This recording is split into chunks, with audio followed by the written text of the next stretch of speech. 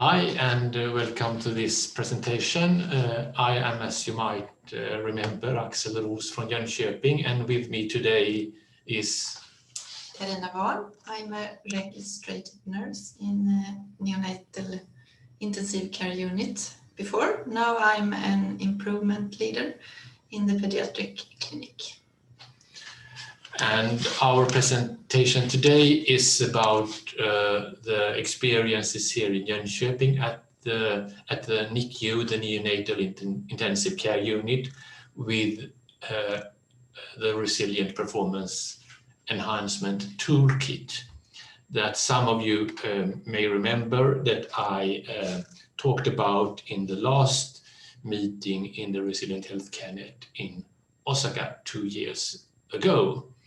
So I'll start with sharing the presentation. Hang on.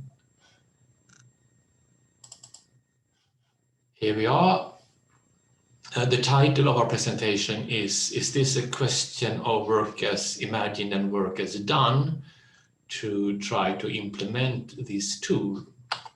As we all know, in Safety 1, organizational learning is based on understanding accidents and incidents, where we put greater trust in that accidents more than incidents provides learning, and that there is more learning in major accidents than in minor incidents. And also that learning is episodic, depending on each episodic event. Whilst in Safety 2, we believe that learning takes place from everything that happens, and that there is learning as well as in failure, as in successes, and all that's in between. We do believe that there is as much learning from non-events as events, and that learning is continuous and based on the real work that's happening, work as done. When it comes to continuous learning, it's clear that the learning based on accident is not continuous. There is, when you use that, you have support for reporting and analysis rather than from learning. And it's quite obvious, I would say, that learning should be or is more effective if it's continuous as an integral part of work. And in Safety 2, we are talking about learning from what goes well, and then we don't need to wait for an event to happen. And as a wise professor from outside of Copenhagen once said, in Safety 2, learning is part of the thoroughness of the present that is necessary for the efficiency of the future. Learning from work that goes well is something that we are not really used to do. It's all about understanding work as done. Learning then should best take place both when and where actual work takes place, instead of any other place in the organization. And learning should also be by and for the people who are part of the actual work. This is seemingly simple, but maybe problematic, as we will show, since this way of learning is unfamiliar to most people working in healthcare. For learning according to Safety 1, learning from accidents and incidents, there are established practices and methods and tools, but from Safety 2 learning from work that goes well, there are no really clear established practices or tradition. So what we have done together with Erik Kolnagel is that we have developed a tool that supports Safety 2 learning. That's in English, it's called REPEAT, the Resilient Performance Enhancement Toolkit. A tool that supports daily conversations about work as done, documentation of those conversations, and organizational learning based on those conversations. And in the meeting outside Osaka 2 years ago, I described this, and I also described how work had started at the NICU with this tool. And now Karina is going to take over and tell you a little bit more about what has happened in Jönköping since then. Yes, the study has been conducted in NICU in Jönköping, as Axel told. It's described experience of the RPET, and we call it gröna linjen, the green line. It is an improvement work, and the project started in October 2018, and it's led by a project group in the NICU. And we use some tools, a paper, and we have the reflection weekdays in the afternoon, 5 to 10 minutes every day. In the first year, they have it every weekdays, but after a year, they have it two times a week. It is about 8 to 10 participants, nurses and assistant nurses, and sometimes it's also 1 or 2 doctors. The reflection is led by a coordinator, and it is different people every day. And we have used some questions to help the reflection. What has worked well today? What was it that make it so good? And has there been any situations where it has been necessary to, for example, change priorities, order of tasks, delegate, or ask for help? And they also have some extra questions. They change it over the time, and sometimes it's about the attitudes to the patient and families. And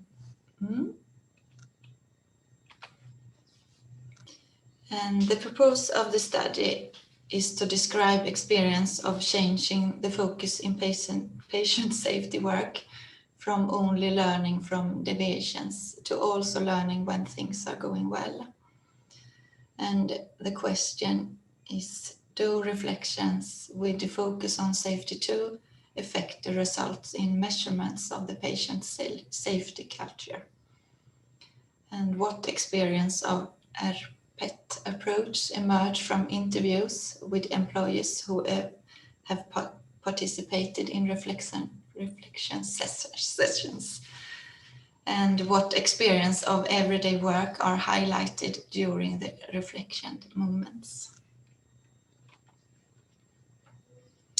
We used a multi-method, and the survey desired to measure patient safety culture. It's submitted 4 times, October 18, and the last one in December 20. And 14 interviews were conducted, and the open response in the survey was analyzed. The results of measurements: in a total 151 response submitted in 4 different occasions, and the response rate varied between 44% to 59%. And there were no change in the measured patient safety culture over time, and there were no difference between the answer based on occupational group or how long the staff has been employed. And the experience of RPET approach.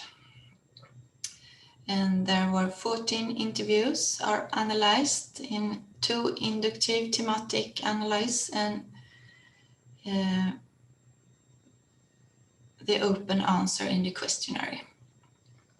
And the team were found is supporting factors and hindering factors. And sub-teams seeing benefits with reflection, learning from what happens, finding solution for a rewarding reflection. And in hindering factors is seeing difficulties with reflection and the impact of the work climate.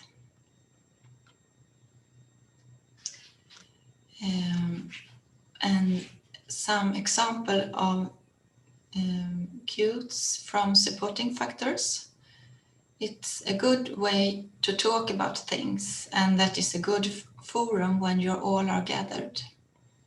Someone who is clear about the purpose and who agree with the purpose. I think so, not just someone who is set to lead the reflection.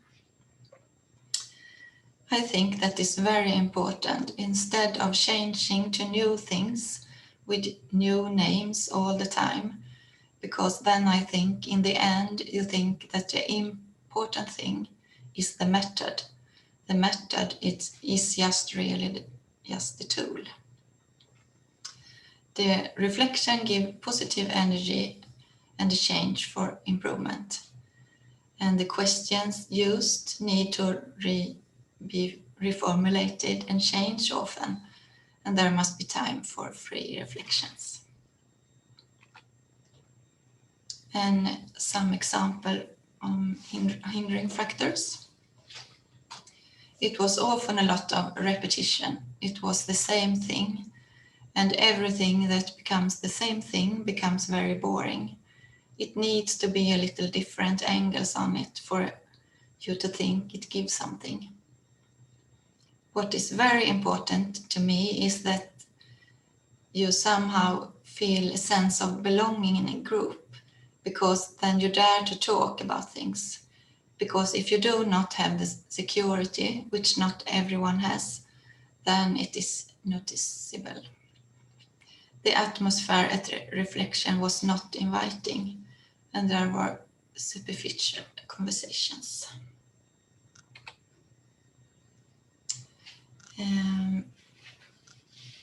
One deductive thematic content analysis and the potentials in resilience are used. Learn, some example on learn. That you take the wrong food, that you do not read properly on the label now, I will not forget it. How important it is to look. Respond. You did this really well today, as well as thank you for taking my antibiotics, because it allowed me to drop it. Anticipate. Talk about whether we need help instead of today I did not get a break. When you are very calm, so I am available. That you are helped and talk about it, then you go and think that you should sort it out yourself. Monitor. Experience emerge that can be traced to the potential monitor at the individual level, but nothing at the system level. The respondent described the importance of being with the patient and observing, being sensitive and observing changes so that you do not miss anything. We would like to hear your reflections on the conclusions we have reached.